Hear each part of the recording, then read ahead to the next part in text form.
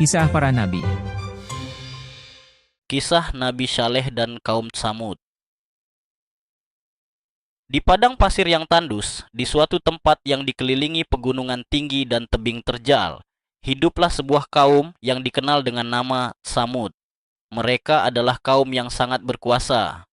Kekayaan melimpah, bangunan-bangunan megah yang diukir dari batu-batu gunung, serta lahan-lahan subur membuat mereka hidup dalam kemewahan. Namun di balik kekayaan itu, mereka tenggelam dalam kesombongan dan penyembahan berhala. Mereka melupakan siapa yang memberi mereka kehidupan dan rezeki. Di tengah kemewahan yang melingkupi kaum Tsamud, lahirlah seorang anak bernama Saleh. Saleh tumbuh sebagai sosok yang berbeda. Sejak kecil, ia dikenal sebagai seorang pemuda yang cerdas, bijaksana, dan disayangi oleh banyak orang.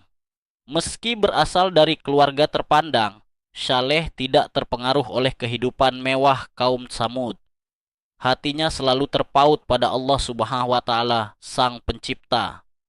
Saat usianya dewasa, Allah memilih Saleh menjadi nabi dan mengutusnya kepada kaumnya untuk mengajak mereka kembali kepada jalan yang benar. Saleh memulai dakwahnya dengan penuh kelembutan. Ia menyampaikan kepada kaumnya bahwa kemewahan yang mereka miliki hanyalah sementara. Ia mengingatkan mereka bahwa hanya Allah yang layak disembah. Namun, kaum Samud menolak dengan keras. Mereka merasa tidak memerlukan petunjuk dari Saleh. Kami telah memiliki segalanya, apalagi yang perlu diajarkan padamu, ejek mereka. Meski mendapat penolakan, Nabi Saleh tidak menyerah. Setiap hari, ia terus mendakwahkan kebenaran. Ia menjelaskan dengan sabar bahwa kehidupan yang mereka nikmati adalah anugerah dari Allah dan bahwa berhala-berhala yang mereka sembah tidak memiliki kekuatan apapun. Namun, kesombongan kaum Tsamud semakin menutup hati mereka. Hingga suatu hari, kaum Tsamud menantang Nabi Saleh.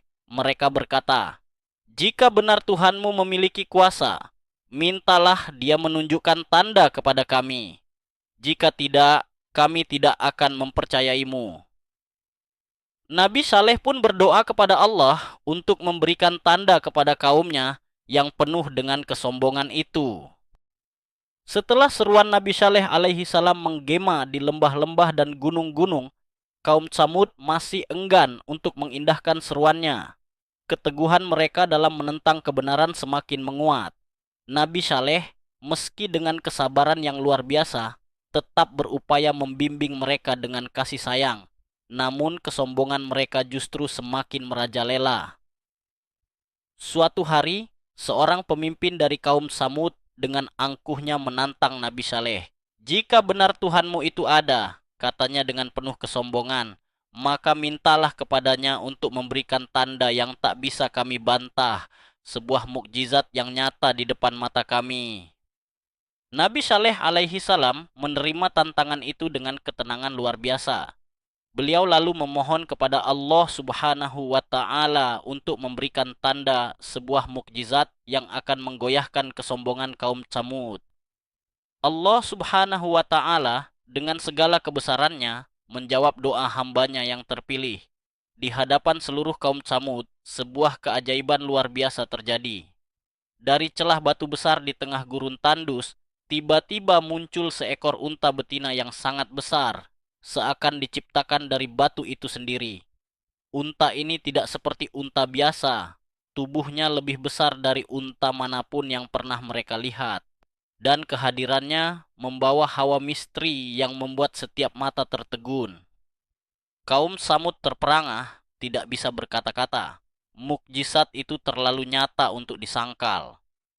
Namun, di balik kekaguman mereka, masih ada hati yang keras, hati yang belum tunduk pada kebenaran. Meskipun sebagian dari mereka mulai percaya pada kenabian Saleh, yang lain tetap dalam keraguan dan bahkan mulai merencanakan kejahatan. Mukjizat unta betina tersebut menjadi tanda nyata yang tak terbantahkan dari kekuasaan Allah Subhanahu wa Ta'ala. Namun, Allah memberi syarat kepada kaum Samud. Mereka harus menghormati unta itu, membiarkannya minum dari sumur mereka satu hari. dan pada hari yang lain mereka bisa mengambil air untuk diri mereka sendiri. Unta itu adalah tanda kasih sayang Allah sekaligus ujian bagi mereka. Pada awalnya, kaum Tsamud menerima perjanjian tersebut. Mereka melihat dengan mata kepala sendiri bagaimana unta itu minum dari sumur dan memberi air kepada seluruh penduduk. Hari-hari berlalu dengan harmoni, namun hati mereka yang keras mulai menyimpan kebencian. Unta itu dianggap sebagai gangguan. Keserakahan dan ketidakpuasan mulai menyebar di kalangan mereka. Beberapa pemimpin dari kaum Tsamud mulai merencanakan tindakan jahat. Apakah kita akan membiarkan hewan ini mengambil hak kita? Apakah kita, bangsa yang perkasa ini, harus tunduk pada seekor unta? Tanya salah satu dari mereka, menyulut kebencian di hati kaumnya. Mereka tidak lagi melihat unta itu sebagai mukjizat, melainkan sebagai ancaman terhadap kekuasaan dan kekayaan mereka. Kemudian, datanglah kelompok kecil yang dipimpin oleh 9 orang jahat yang sangat berpengaruh di kaum Samud. Dengan hati yang penuh kebencian, mereka memutuskan untuk membunuh unta itu.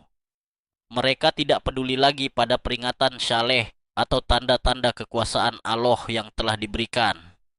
Malam itu, dalam kegelapan yang pekat, mereka menyusun rencana keji mereka. Rencana keji kaum Tsamud akhirnya mencapai puncaknya. Mereka menyelinap di malam hari dengan langkah penuh kebencian menuju unta betina yang tak bersalah itu. Di tengah kegelapan, di bawah sinar bulan yang samar, mereka mendekati unta tersebut dengan hati yang penuh dendam. Unta itu tengah beristirahat di tempatnya biasa, tanpa menyadari bahaya yang akan menimpanya. Dengan satu tebasan pedang, mereka memotong urat leher unta betina itu. Teriakan unta menggema di malam yang sunyi, tapi tidak ada yang peduli. Kaum Tsamud telah memutuskan untuk membunuh tanda kekuasaan Allah itu. Darah unta mengalir membasahi pasir, seakan menandakan awal dari kehancuran mereka. Ketika kabar pembunuhan ini sampai kepada Nabi Saleh, hatinya hancur. Ia memandang dengan sedih kepada kaumnya yang sudah terbutakan oleh keserakahan dan kesombongan. Nabi Saleh memperingatkan mereka, kalian hanya memiliki 3 hari lagi sebelum azab Allah datang. Nikmatilah hari-hari terakhir kalian, karena setelah itu kalian akan merasakan akibat dari tindakan kalian. Namun, kaum Tsamud hanya menertawakan Nabi Saleh.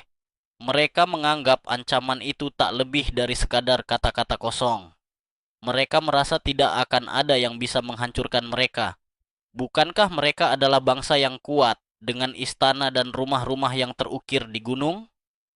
Mereka begitu sombong, tidak menyadari bahwa hari-hari mereka telah terhitung.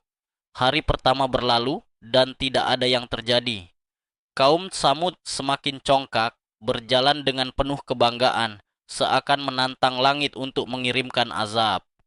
Hari kedua pun datang, dan sekali lagi, tak ada tanda-tanda kehancuran. Mereka semakin yakin bahwa tidak ada yang bisa menyentuh mereka. Pada hari ketiga, wajah-wajah mereka mulai berubah pucat. Rasa takut yang semula mereka abaikan mulai merayap masuk. Langit terlihat mendung, dan angin yang tidak biasa mulai berhembus. Hari ketiga berlalu, dan pada pagi hari yang keempat, suasana desa kaum Samud berubah drastis. Langit yang tadinya mendung menjadi gelap gulita. Angin kencang berhembus, membawa pasir-pasir gurun yang membentuk pusaran, dan seakan-akan bumi ikut bergetar. Kaum Samud yang sebelumnya penuh kesombongan, kini mulai merasa takut. Mereka menyadari bahwa sesuatu yang dahsyat sedang mendekat. Tiba-tiba, suara gemuruh terdengar dari langit. Suara itu begitu keras, seakan-akan bumi akan pecah. Gunung-gunung tempat mereka tinggal mulai bergetar. Kaum Samud keluar dari rumah-rumah mereka dengan wajah pucat. Ketakutan menyelimuti hati mereka. Mereka berlari ke segala arah mencari perlindungan, namun tidak ada tempat yang aman. Azab Allah telah tiba. Bumi bergetar semakin kuat, retakan-retakan mulai muncul di tanah. Api keluar dari celah-celah bumi, membakar segala sesuatu yang ada di hadapannya. Rumah-rumah mereka yang diukir dengan megah di gunung-gunung, yang mereka banggakan sebagai tanda kekuatan mereka, kini runtuh dengan suara keras. Kaum Tsamud berteriak meminta tolong, tetapi sudah terlambat. Dalam sekejap, kaum yang dulunya sombong dan merasa tak terkalahkan itu hancur. Mereka yang membunuh unta betina yang diutus sebagai tanda kekuasaan Allah kini musnah oleh kekuatan yang jauh lebih besar daripada mereka. Tidak ada yang tersisa dari kaum Samud selain puing-puing dan kehancuran. Nabi Saleh dan pengikutnya yang beriman telah diselamatkan, dan mereka meninggalkan tempat itu dengan hati yang penuh rasa syukur kepada Allah. Nabi Saleh berdoa kepada Allah, bersyukur karena telah diselamatkan dan diberikan kekuatan untuk tetap berdiri teguh di jalan kebenaran meskipun kaumnya menolak. Setelah kehancuran itu, tanah kaum Tsamud menjadi sunyi. Hanya angin yang berhembus di antara reruntuhan membawa kisah mereka yang menjadi peringatan bagi umat manusia di masa depan.